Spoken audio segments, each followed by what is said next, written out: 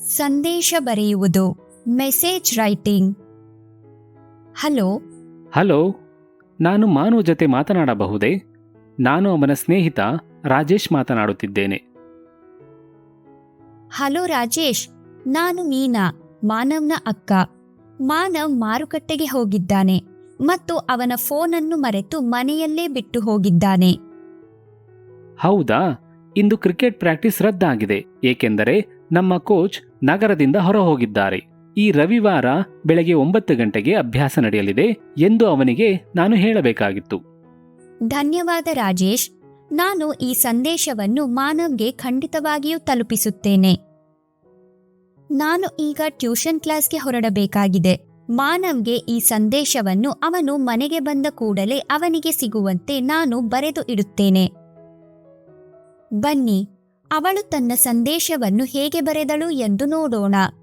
ಮೊದಲನೆಯದಾಗಿ ಮೀನಾ ಒಂದು ಕಾಗದದ ಎಡಭಾಗದಲ್ಲಿ ಡೇಟ್ ಅಂದರೆ ದಿನಾಂಕ ಮತ್ತು ಟೈಮ್ ಅಂದರೆ ಸಮಯ ಬರೆದಳು. ನಂತರ ಅವಳು ಡಿಯರ್ ಮಾನವ್ ಎಂದು ಬರೆದಳು. ಮುಂದಿನ ಸಾಲಿನಲ್ಲಿ ರಾಜೇಶ್ ನೀಡಿದ ಸಂದೇಶವನ್ನು ಇಂಗ್ಲಿಷ್ನಲ್ಲಿ ಬರೆದಳು. Rajesh called while you were at the market. He informed that the coach had to go out of town. So today's cricket practice is cancelled. ನೀವು ಬಜಾರ್ನಲ್ಲಿರುವಾಗ ರಾಜೇಶ್ ಕರೆ ಮಾಡಿದ್ದರು. ಕೋಚ್ ನಗರದಿಂದ ಹೊರಗೆ ಹೋಗಬೇಕಾದ್ದರಿಂದ ಇಂದಿನ ಕ್ರಿಕೆಟ್ ಅಭ್ಯಾಸವನ್ನು ರದ್ದು ಮಾಡಲಾಗಿದೆ ಎಂದು ಅವರು ಹೇಳಿದರು. ಮುಖ್ಯ ಮಾಹಿತಿಯನ್ನು ಅವಳು ಬರೆದಳು. Practice will now happen this Sunday at 9 AM. ಈಗ ಪ್ರಾಕ್ಟೀಸ್ ಈ ಭಾನುವಾರ ಬೆಳಿಗ್ಗೆ 9 ಗಂಟೆಗೆ ನಡೆಯಲಿದೆ. ಕೊನೆಯಲ್ಲಿ ತನ್ನ ಹೆಸರನ್ನು ಬರೆದಳು, ಮೀನಾ.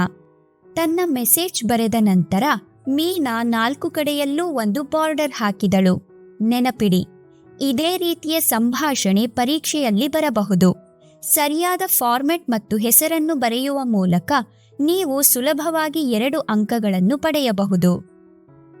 ಪರೀಕ್ಷೆಯಲ್ಲಿ ಸಂದೇಶವನ್ನು ಬರೆಯುವ ಮೊದಲು ನೀವು ಒಂದು ರಫ್ ಪೇಜ್ನಲ್ಲಿ ಮೈಂಡ್ ಮ್ಯಾಪ್ ಮಾಡಿಕೊಳ್ಳಬಹುದು. ಇದರಿಂದ ಬರೆಯುವುದು ಸುಲಭವಾಗುತ್ತದೆ. ಅವನು ಈ ಪ್ರಶ್ನೆಗಳಿಗೆ ಉತ್ತರ ನೀಡಿದನು. ಸಂದೇಶ ಯಾರಿಗೆ? ಮಾನವ್ಗೆ. ಪ್ರಶ್ನೆಯಲ್ಲಿ ಮಹತ್ವಪೂರ್ಣ ಶಬ್ದಗಳು ಯಾವುವು? Rajesh, cricket practice is cancelled, coach had to go out of town, practice is now this Sunday at 9 AM. ಸಂದೇಶವನ್ನು ಯಾರು ಬರೆಯುತ್ತಿದ್ದಾರೆ? ಮೀನಾ. ಈಗ ನಾವು ಫಾರ್ಮೆಟ್ನ ಮೇಲೆ ದೃಷ್ಟಿ ಹರಿಸೋಣ. ಎಡಭಾಗದಲ್ಲಿ ಡೇಟ್ ಅಂದರೆ ದಿನಾಂಕ ಮತ್ತು ಟೈಮ್ ಅಂದರೆ ಸಮಯ ಬರೆಯಿರಿ.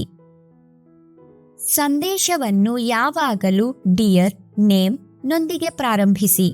ಅಲ್ಲಿ ನೇಮ್ ನೀವು ಸಂದೇಶವನ್ನು ಕಳುಹಿಸುತ್ತಿರುವ ಆ ವ್ಯಕ್ತಿಯ ಹೆಸರಿರುತ್ತದೆ. ಪ್ರಶ್ನೆಯಲ್ಲಿ ಕೊಟ್ಟಿರುವ ಹೆಸರನ್ನೇ ಉಪಯೋಗಿಸಿ. ಸಂದೇಶವನ್ನು ವಿನಯ ಭಾವನೆಯಿಂದ ಸರಳ ಮತ್ತು ಸ್ಪಷ್ಟ ಶಬ್ದಗಳಲ್ಲಿ ಬರೆಯಿರಿ. ಸಂದೇಶದ ಕೊನೆಯಲ್ಲಿ ಪ್ರೇಕ್ಷಕ, ರವಾನೆಗಾರ ಅಂದರೆ ಮೆಸೇಜ್ ಬರೆಯುವವರ ಹೆಸರನ್ನು ಬರೆಯಿರಿ.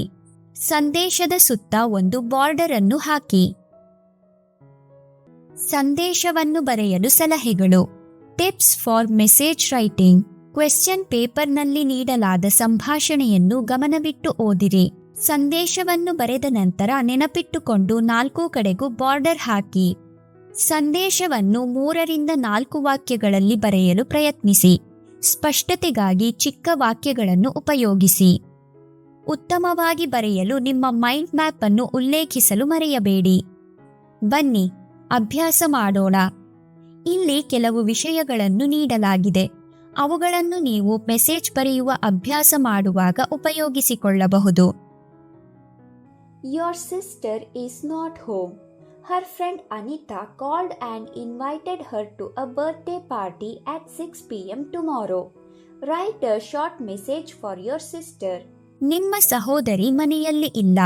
ಅವಳ ಸ್ನೇಹಿತೆ ಅನಿತಾ ಕಾಲ್ ಮಾಡಿ ಅವಳನ್ನು ನಾಳೆ ಸಂಜೆ 6 ಗಂಟೆಗೆ ಬರ್ತ್ಡೇ ಪಾರ್ಟಿಗೆ ಕರೆದಿದ್ದಾಳೆ.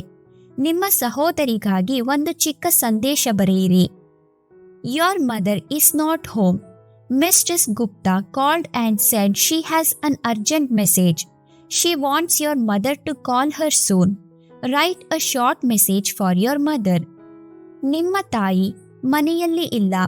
ಶ್ರೀಮತಿ ಗುಪ್ತಾ ಅವರು ಕಾಲ್ ಮಾಡಿ ಅವರ ಹತ್ತಿರ ಮುಖ್ಯವಾದ ಒಂದು ಸಂದೇಶ ಇದೆ ಎಂದು ಹೇಳಿದರು.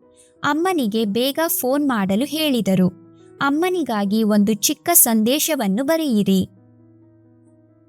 ಕೇವಲ ಇಲ್ಲಿ ಹೇಳಲಾದ ಸ್ಟೆಪ್ಗಳನ್ನು ಫಾಲೋ ಮಾಡಿ ಮತ್ತು ಒಳ್ಳೆ ರೀತಿಯ ಸಂದೇಶವನ್ನು ಬರೆಯಿರಿ.